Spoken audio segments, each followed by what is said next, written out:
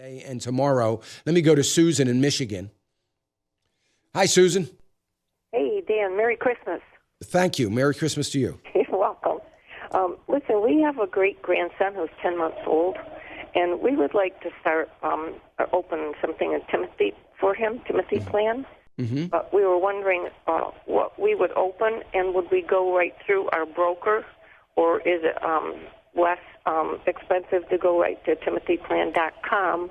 And then how would we add to that? Do you mail the money in? And same question for our children to do that for him.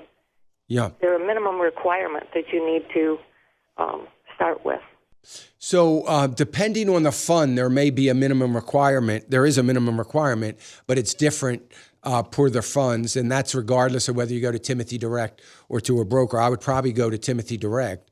The other thing is you can add to it through a systematic withdrawal. So in other words, your Timothy account is drawing the same exact amount of money, let's say every payday or once a month, from your checking account, and it's automatically going into the fund, or you can mail that in as you see fit.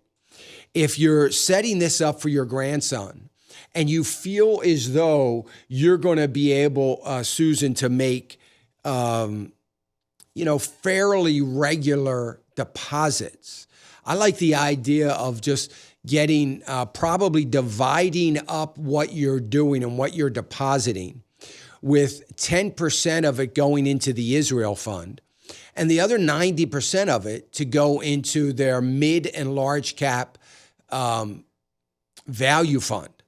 And I think that would be fine for a grandson who's 10 months old. You've got a long time horizon, and I think that would make sense. If that's a little bit too aggressive and you want to be a little less aggressive, maybe their growth and income fund would be okay then instead of that. But I think that for your grandson, you can afford to be a little aggressive, particularly if you're making regular contributions.